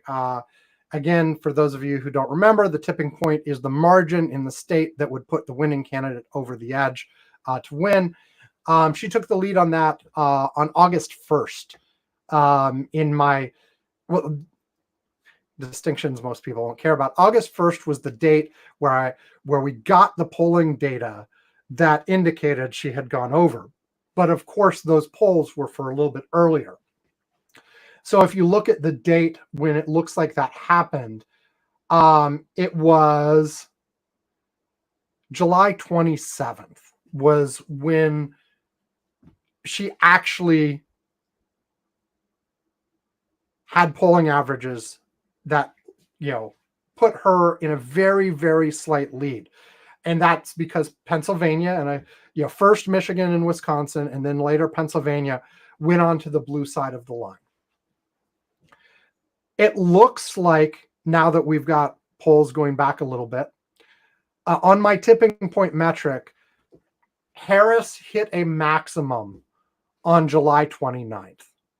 I think I said last week, I didn't think she'd quite hit a leveled off yet, but I was wrong. At the moment anyway, it does look like she hit a maximum on July 29th, which of course we didn't know until a little bit later as those polls came out. And then gave up the lead again on August 2nd. And so as of right now, so it went from when Biden dropped out, the tipping point in the Harris versus Trump match was Trump up by 2.9%, which was significantly better than the same thing for Biden versus Trump, which I believe Trump was up by like 4.9, maybe even 5 at the end. Oh man, I should check. Hold on. It was 5%. tipping point was Trump ahead by 5 in North Carolina as of the very last Biden polls. But it went from 2.9 in the Harris versus Trump range, Trump up by 2.9, to Harris up by 0.7%. And as of now, it's back to Trump up by 0.5%. That is exclusively that last movement because of Pennsylvania, essentially. Exclusively, essentially. I'm obviously hedging a little bit there, I guess. I shouldn't be hedging. This is all about Pennsylvania. Pennsylvania is the key state for a short period of time. Harris pulled ahead in Pennsylvania. Now she's behind in Pennsylvania again by a very small amount. The bottom line is that right now, if you just straight out to trust the polls, we're in a very close race. You know, it's essentially neck and neck. Right now, Trump's up by 0.5%. A few days ago, Harris was up by 0.5%. And it'll probably bounce back and forth again. That initial big push towards Harris, that initial big movement towards Harris seems to have maxed out, though, at least in the short term. But I want to caveat that by saying the counter movement is all about Pennsylvania. It's just that Pennsylvania is the key state. Everywhere else, she continues to look like she's getting stronger. Michigan is still trending in her direction. Wisconsin is trending in her direction. Nevada is trending in her direction. It just went blue with the most recent set of polls. And red states have gotten less red as well. Arizona is trending towards her. Right now, Trump is only ahead in my poll average for Arizona by 0.2%. Georgia has been trending towards her. North Carolina has been trending towards her. So, like, all of these key swing states have been moving in the Harris direction, except Pennsylvania, which went rapidly in the Harris direction, but then has been bouncing back. However, some of those polls have been by pollsters that traditionally have leaned red. For instance, one of the polls currently in averages Pennsylvania is Trafalgar, who has been criticized over and over and over again for artificially, who knows what their methodology is, showing results that were better for the Republicans than what anybody else was seeing. And they have Trump up by 2%. And if they're, you know, the Republican-leaning pollster is saying Trump's only up by 2%, then, yeah, factor that into your consideration. And again, the average ends up being only Trump by 0.5%.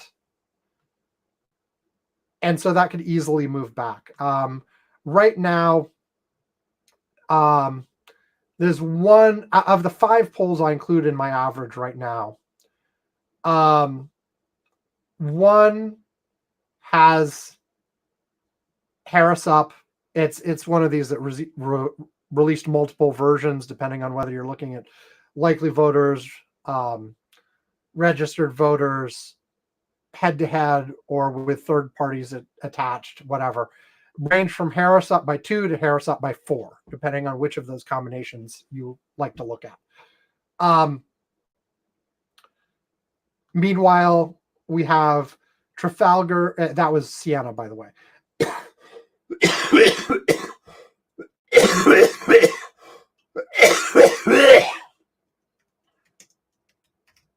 Excuse me. Then we have Trafalgar with Trump up by 2, Redfield and Wilton with Trump up by 2, Fabrizio Lee tied, and PPP Trump up by 1. Those are ones in my average right now. So, but it's right on the edge. But, I think it is real that we had a big reaction to Harris, roughly from when Biden dropped out, which was, I think, the 22nd to around the 29th. So the first week or so, things moved really, really rapidly towards Harris. And in part, like, this is, just to be clear, where my average as of the time that Biden dropped out, Harris wasn't running. There were a smattering of polls that include Harris as a hypothetical, but they were just a hypothetical, and they were overall long period of time. Many states did not even have the full 5 polls I use in my average, so I had to use old elections brought in. And still, some states don't, but like all of the really critical states at this point have at least 5 actual Harris versus Trump polls. And I think all of them at this point have 5 polls that were actually after Biden dropped out at this point. Some other states that like Iowa is still showing up as a close state on my site because nobody has polled Harris versus Trump yet in Iowa. But, those things will take care of them. All the close states that now have all the real close states, not counting Iowa, have lots of polls now. So that first big move towards Harris was just the first polls that actually had Harris as a real candidate, not some hypothetical, but oh no, she is really the Democratic candidate. And we saw that big move, 4 or 5% move in most states. And I think we are, like I said, it's mainly Pennsylvania, but I think even in the non-Pennsylvania states, we've leveled out a little bit. In Pennsylvania, we've actually gone back towards Trump a little bit. And maybe some of it is because of sort of Republican-leaning pollsters. We shall see.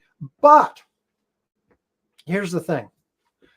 I am not yet convinced that that's okay, we've bottomed out and now we're at the real state of the race that we're going to have from now till November. Maybe. If so, the real state of the race is a neck biter. Is that the right word? Neck biter? You know what I mean? Nail biter. That's what I meant, not neck biter. Okay, well, fine. Maybe that's the title of the show, neck biter. Anyway, I'm not yet convinced that that's the true final state of the race. We've got a bunch of things coming up. We've got the Democratic convention hasn't yet happened. And Trump's bounce, if any, from his convention was immediately neutered by the Biden-Harris announcement. There's no immediate event right after the Democratic convention that's likely to do that. So we probably will have some sort of bounce out of that. It's going to be a big, exciting party with, if any of the rallies so far are an indication, with a lot more excitement than we got out of the Republican convention. So we'll see how that goes. Biden and Harris did actually agree to a debate now. Like Trump had tried to back out of the already agreed to second debate scheduled with Biden for September 10th, I believe it is, on ABC. And his backing out wasn't playing very well, so he ended up agreeing after all, basically to all the original conditions. So complete retreat. He was like, I'm not going to come after all. How about this debate on Fox? And Harris was like, well, I'll be there. Whether you're there or not, I'm going to be there. He eventually backed out. They're going to the debate. So that's going to happen. I have a feeling that's going to play differently than Biden versus Trump did as a debate. And then we've got coming right up after that is, if things go as scheduled, which who knows, they may not, then we've got Trump's sentencing coming up, for his New York trial. We'll see how that goes. Now there may be ways to delay that further, depending on, judge rules against him on immunity stuff. He immediately appeals. It gets delayed. Who knows? So take that with a grain of salt. But it is scheduled to happen. So there are lots of things. And then if the current trends keep up with like the highly energetic Harris campaign and the lethargic Trump campaign and the huge enthusiasm gaps we're now seeing that are very different than they were with Biden, then I could see things moving back in the Harris direction. Dude, stop. Hold on. Dude.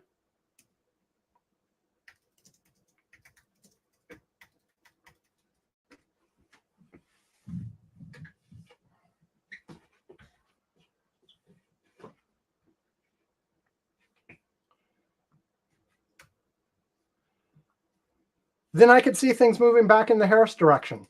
But a thing to keep in mind as well, though, and so far I've only talked about the tipping point on election graphs.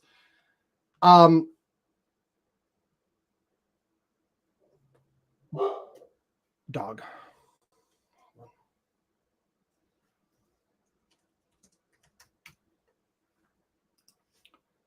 So far I've only talked about the tipping point on election graphs, but here's the thing.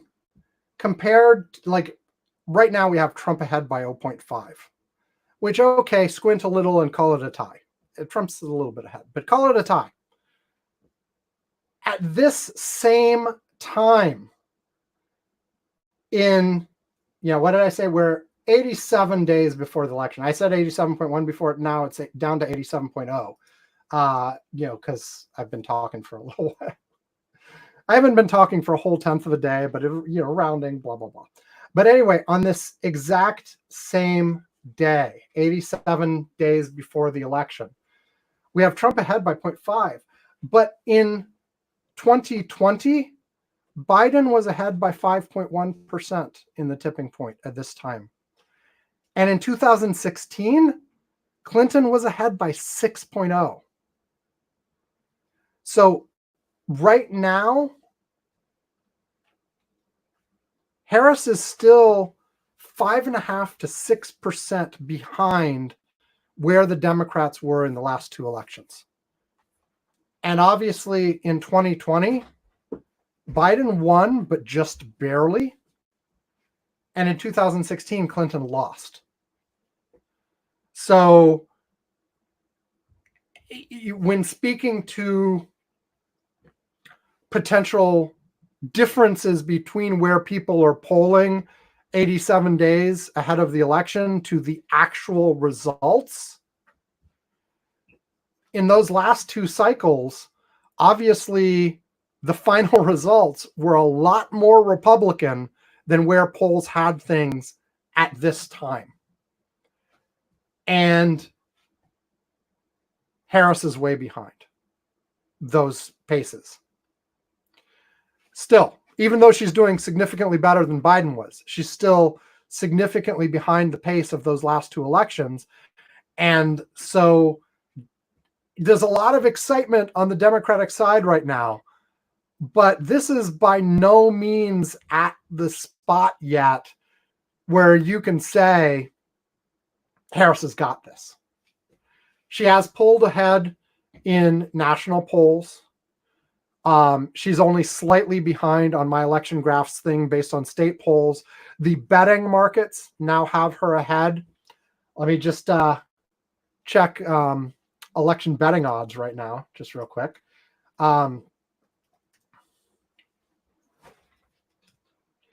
Electionbettingodds.com, by the way, is a place that aggregates a whole bunch of different betting sites to try to determine, the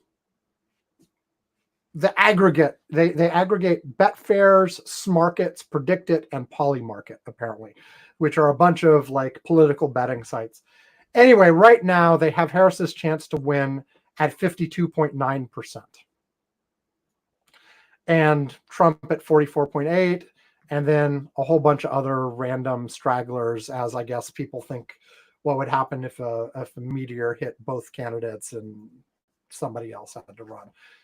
So, I mean, they've got Michelle Obama at 0.6%. She's not running. She doesn't want to run. She doesn't want to be president. Whatever scenario that would make her president is like way an oddball. Bettors are crazy for some of this stuff. But anyway, they have Harris essentially at 53%, which is close to a toss-up. My analysis using how far election graphs averages have been from the actual results 87 days in advance of the election, depending on how correlated states are with each other, I provide both extremes of that view. I have odds somewhere between 28.9% for Harris and 38.7%. So I still have her as an underdog. Hold on.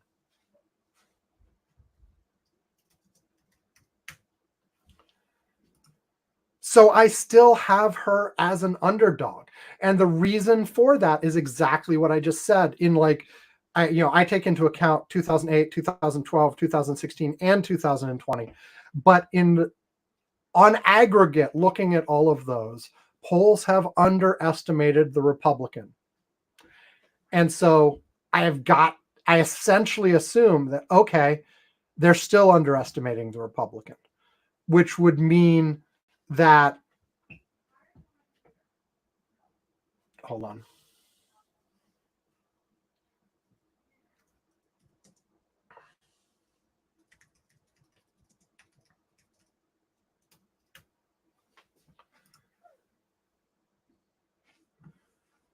Which would mean that Harris being behind by 0.5% might, in the tipping point state, may actually be that she's behind by several percent in the tipping point state. Like, in other words, have I said in other words like 8 times? That's fine, whatever.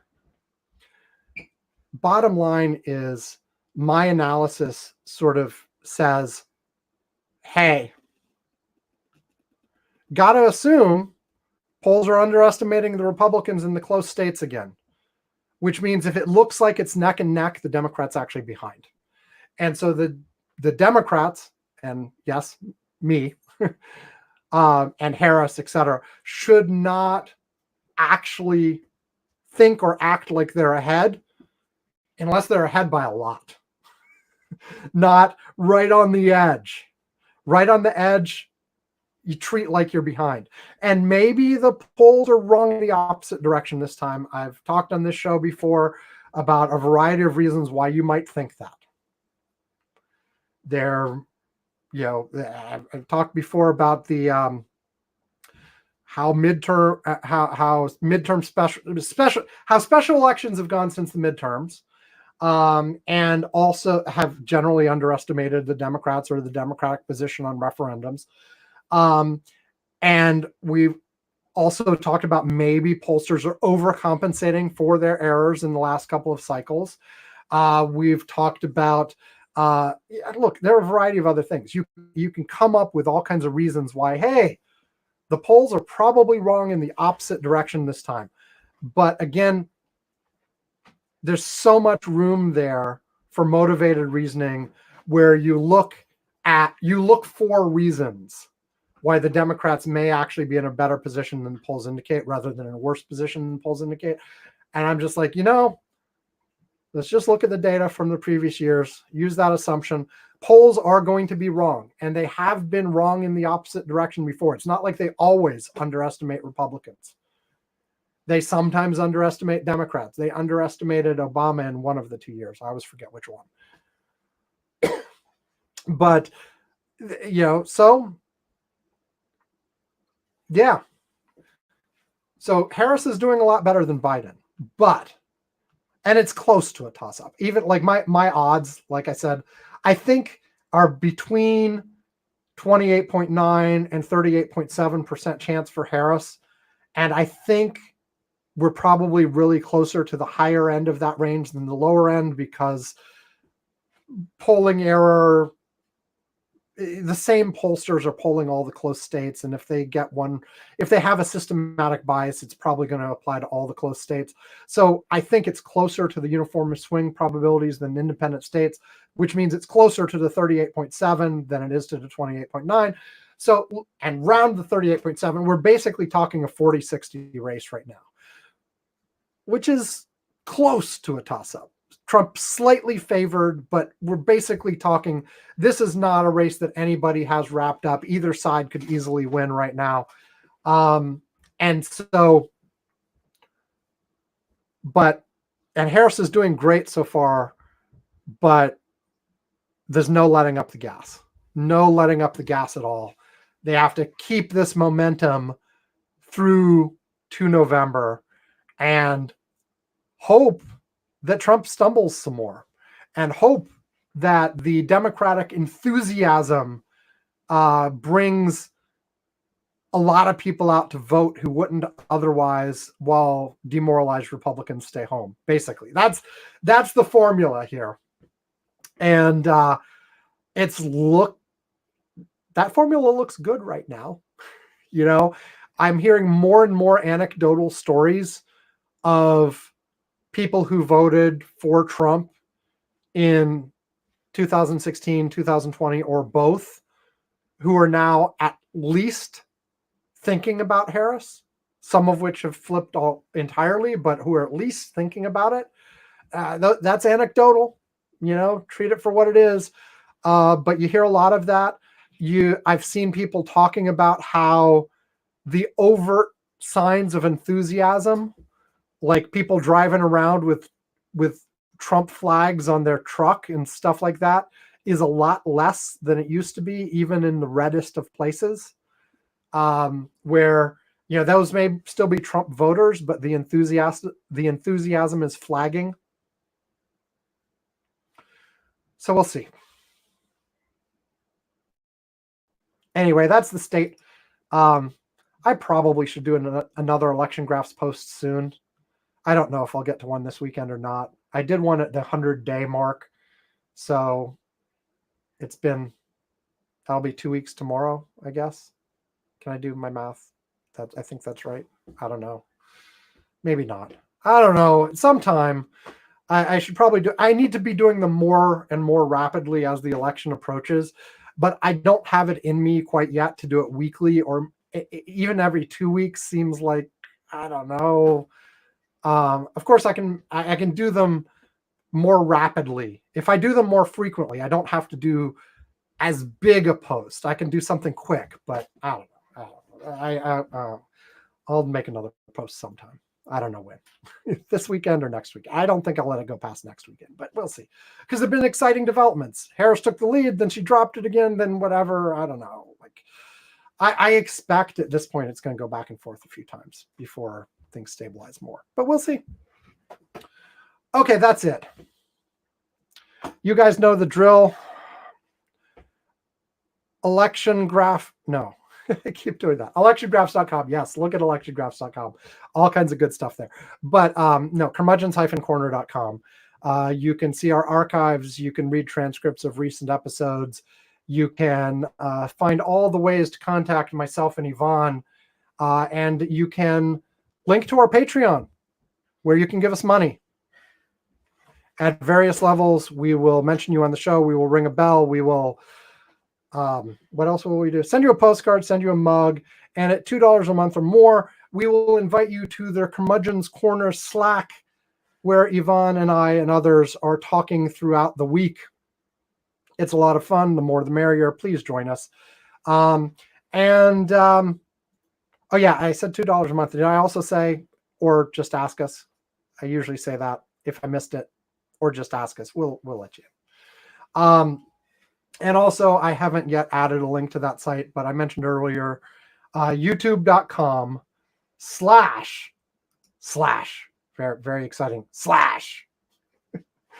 youtube.com/ the @ sign, very important, curmudgeons-corner.com will get you to the YouTube versions of these shows, which for the last, how long has it been now?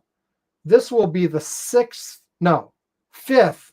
There was one that I split into two separate parts, I guess. Fifth episode that I have live streamed while we were recording it.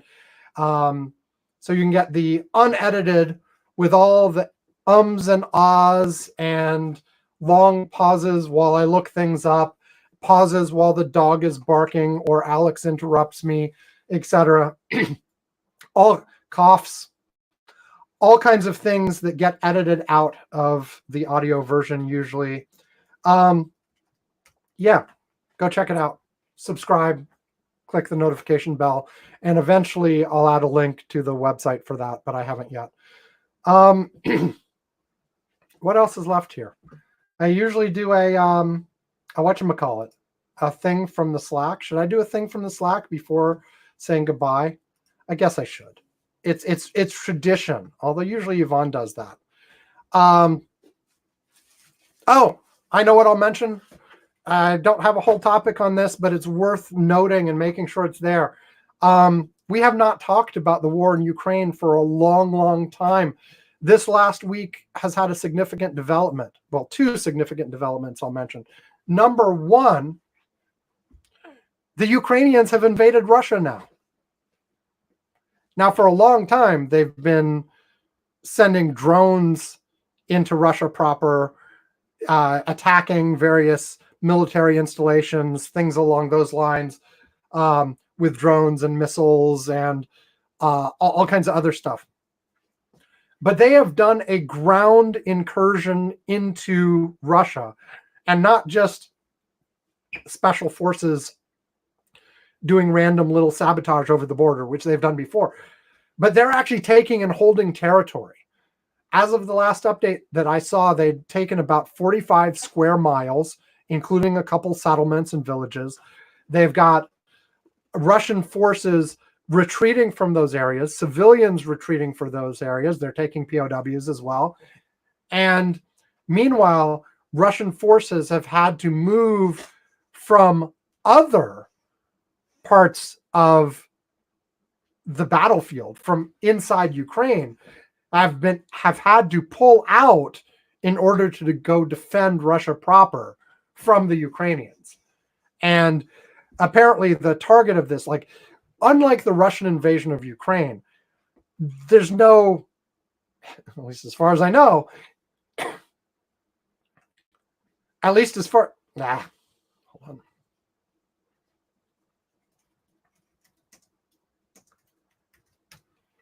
As far as I know, there's no intention to permanently hold any of this territory. They are specifically doing this to remove a couple of military installations that were being continuously used to attack them and to divert those troops from other places. So we'll see how that goes. The other Ukrainian news is they are starting to reploy. I need to learn how to talk. They are starting to deploy robot dogs on the front lines. Currently, the reports so far are not that these are weaponized robot dogs. I'm sure that's coming. The Ukrainian war has seen on both sides massive exploration of the ways that you can use drones in warfare. Drones have been used in warfare for a long time, especially the expensive ones, but even the cheaper ones. But they have really been working on, taking off-the-shelf drones, adding weaponry to them, and using them as an active part of the battle on both sides in a way and to a scale that has not been seen before. And they're really iterating quickly on that technology, making it better and better, which is kind of scary, but it seems inevitable as well. Anyway, the robot dogs are apparently, at least initially, not going to be directly armed, but are being used essentially for spying and being able to sort of sneak up on enemy emplacements in a way that would be very risky for a human soldier to do, get some reconnaissance and return, potentially some mine detection, some other things like that. But, come on, let's be real. Somebody's going to strap, guns or explosives to these things sooner rather than later. And that will be a part of how the war continues. Even if right now they're using them for surveillance and stuff. Because also the ones I've seen of these aren't that quiet, so I'm not sure they're the best for stealth. I guess it's still like, compared to sending a human in, you're not risking the human. At worst, you're risking the dog, which isn't a real dog. But these things are still kind of expensive, though. compared to like a lot of the other warfare they're using with off-the-shelf drones that are not that expensive. These dogs, these robotic dogs, are still a pretty penny. So they're probably going to be careful with them. But apparently they're deploying the robot dogs. So I think that's it. I'm going to say goodbye now. Hopefully Yvonne will be back next week. Hope you enjoyed the show, even though it was just me. And if you've been watching on video, you've seen my son doing some things in the background at various times, interrupting a couple times. You won't notice on the audio version, hopefully. I keep him in when he contributes, but when he just interrupts me, I edit those out. Anyway, we're done. Thank you very much for joining us. Stay safe. Have a good week. Enjoy. And I'll be back next week, hopefully with Yvonne. See ya. Bye.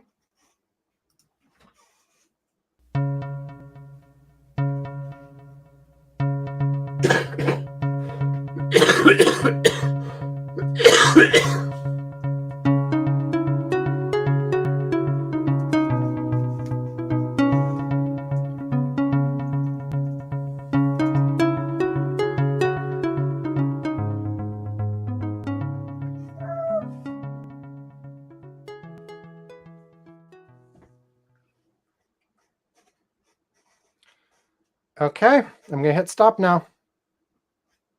Anybody who's still left, bye.